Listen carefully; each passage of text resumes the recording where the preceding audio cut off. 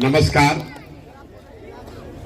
सबसे पहले तो आपने अपने गांव के इस विद्यालय के प्रांगण में मेरे लिए समय निकाला है, मुझे मेरी बात कहने का अवसर दे रहे हैं, आपसे मिलने का, परिचय करने का अवसर दे रहे हैं। इसके लिए आपका तहे दिल से शुक्रिया अदा कर रहे हैं, आपका धन्यवाद कर रहे हैं। मेरा नाम है प्रशांत किशोर और जैसा कि बहन बता रही थी, हम कोई नेता नहीं हैं, हम नेता के लड़के भी नहीं हैं, हम तो साधारण परिवार के लड़के हैं। हमारे दादा मजदूर थे, बैलगाड़ी चलाते थे, बाबूजी सरकारी डॉक्टर थे, यहीं के सरकारी विद्यालय से पढ़कर निकले।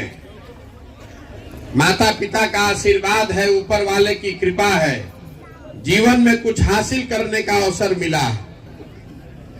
अब तय किए हैं कि अगर भगवान ने हमको कुछ शक्ति बुद्धि दी है तो बिहार को, जिस मिट्टी में हमारा जन्म हुआ, इस जगह के लोगों की जिंदगी को सुधारने के लिए कोई प्रयास करें।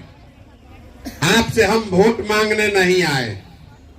ये जो पूरा अभियान है, ये वोट मांगने का अभियान नहीं है, ये आपको ये बताने का अभियान है कि जिस गरीबी बदहाली में आप पिछले 40-50 साल से फंसे हैं, इससे आप बाहर कैसे निकल सकते हैं। इसको सुनिए, समझिए, ठीक लगे तो अपनाइए और नहीं ठीक लगे तो भी कोई आपसे मलाल नहीं है। आप जितने नेताओं का भाषण सुनते हैं, जो नेता आता है कहता है कि हम बिल्कुल ठीक हैं, हम बहुत काम कर रहे हैं, हम पर भरोसा कीजिए, हमको वोट दीजिए, हम आपका जीवन सुधार देंगे। जो उसका विरोधी है वो कह रहा है कि जो नेता सत्ता में हो कामें नहीं कर रहा है। आप भी इसी चक्कर में पड़े हुए, दिन रात आप यही बात कर रहे हैं कि कौन नेता अच्छा है, कौन नेता खराब है। तो हम बिल्कुल आपको उल्टी बात समझा रहे हैं। आप मान लीजिए कि सारे नेता बहुत अच्छे हैं, इसमें काहे दिमाग खपा रहे हैं कि कौन नेता अच्छा कौन खराब। मान लीजिए कि सब कोई बहुत अच्छा है।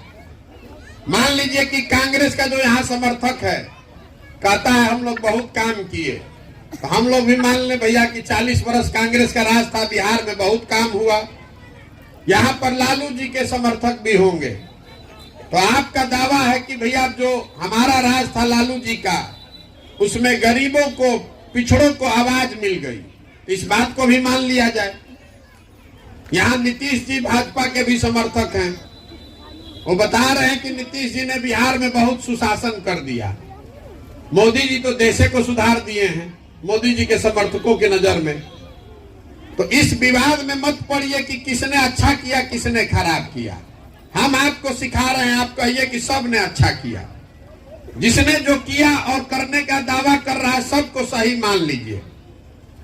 लेकिन अगर सबके बात को सही मान भी ले तो भी बिहार आज देश का सबसे गरीब, सबसे पिछड़ा, सबसे ज्यादा अशिक्षित, सबसे ज्यादा भूखमरी और बेरोजगारी वाला राज्य है। इसको तो कोई इनकार नहीं कर सकता है।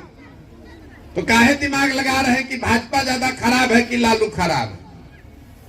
आपको दिमाग ये लगाना है कि जिस परिस्थिति में हम लोग पड़े हैं, इससे आगे निकलेंगे कैसे। जब तक आपको वो नहीं पता चलेगा तो जिस किसी को भी आप वोट दीजिएगा, आपका जीवन नहीं सुधरेगा। रोग का कारण समझ में नहीं आएगा तो रोग का इलाज होगा कैसे। आप पहले समझिए, आपको लग रहा है कि बिहार में भ्रष्टाचार बहुत है इसलिए आप गरीब हैं, तो किस राज्य में भ्रष्टाचार नहीं है? सब राज्य में भ्रष्टाचार है। जो नेता यहाँ गलती कर रहा है, ठगी कर रहा है, झूठ बोल रहा है, तो दूसरे जगह का नेता भी यही कर रहा है। फिर भी दूसरे राज्यों में स्थिति बिहार से बहुत अच्छी है। बिहार सबसे पीछे है। क्यों हम लोग पीछे हैं, इसको समझिए। देखिए, दुनिया में जितने विद्वान हैं उन्होंने बताया गरीबी से निकलने के 3 मार्ग, 3 ही रास्ता है गरीबी से निकलने का। पहला रास्ता है पढ़ाई। अगर आपका बाल बच्चा पढ़ लिख जाए बढ़िया, तो पढ़ लिख के नौकरी करके अपना जीवन सुधार सकता है। दूसरा रास्ता है खेती, जमीन। अगर आपके पास पढ़ाई नहीं है, जमीन है, तो खेती किसानी करके भी आप अपना जीवन सुधार सकते हैं। और तीसरा रास्ता है पैसा, पूंजी। अगर आप पढ़े लिखे नहीं हैं, जमीन नहीं है, लेकिन अगर पैसा हो तो दुकानदारी, व्यापार, उद्योग करके अपना जीवन सुधार सकते हैं। यही 3 रास्ता है जीवन सुधारने का।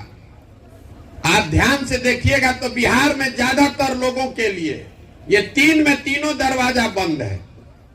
यहां जितने लोग रहते हैं, आपके बच्चों के पढ़ने की सुविधा ही नहीं है। गरीब का बच्चा तो पढ़ने जा रहा है तो पढ़ाई हो ही नहीं रहा है, वो खिचड़ी खा के घरे आ रहा है। और आप में से जो लोग अपने बच्चों को प्राइवेट में पढ़ा रहे हैं, आपको लग रहा है कि हमको इससे क्या मतलब है, तो आपके लिए बता रहे हैं, आपका बच्चा प्राइवेट स्कूल में पढ़ सकता है, लेकिन कॉलेज तो उसको सरकारी में ही जाना है। और सरकारी कॉलेज में भी पढ़ाई नहीं हो रहा है। कॉलेज में गया, नाम लिखाया, परीक्षा दिया, चोरी वोरी करके 5 वर्ष में डिग्री लेके चला आया। तो पढ़ाई ना स्कूल में हो रहा है ना कॉलेज में हो रहा है। स्कूल में खिचड़ी बटा रहा है, कॉलेज में डिग्री बटा रहा है, पढ़ाई कहीं नहीं हो रहा है। तो जब आपके बच्चे पढ़ेंगे ही नहीं तो मजदूर नहीं बनेंगे तो डॉक्टर, इंजीनियर, कलेक्टर बनेंगे। इतना बात तो आपको समझ में आना चाहिए। ऐसा नहीं है कि बिहार में पढ़ाई के ऊपर खर्चा नहीं हो रहा है। इस गरीब बिहार में, इसको याद रखिएगा आगे के लिए, इस गरीब बिहार में हर साल आपका हमारा 40,000 करोड़ रुपया, 40,000 करोड़ रुपया खर्च हो रहा है बच्चों के पढ़ाने पर। और पूरा का पूरा इतना भ्रष्टाचार, इतना कुव्यवस्था है कि 40 को बच्चा भी पढ़ के नहीं निकल रहा है। तो पढ़ाई की सुविधा यहाँ है ये नहीं है।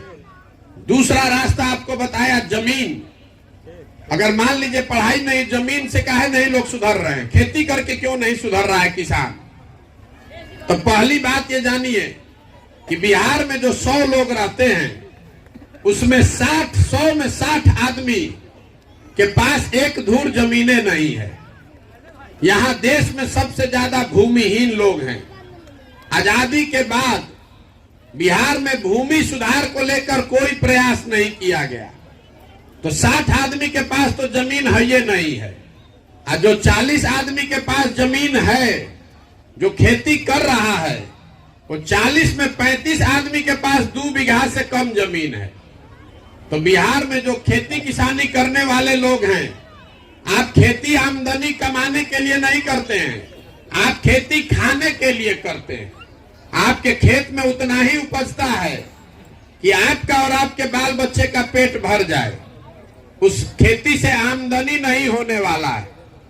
बिहार में सिर्फ 4 से 5% आदमी ऐसे हैं जिसको खेती से आमदनी हो रहा है। बाकी आदमी चाहे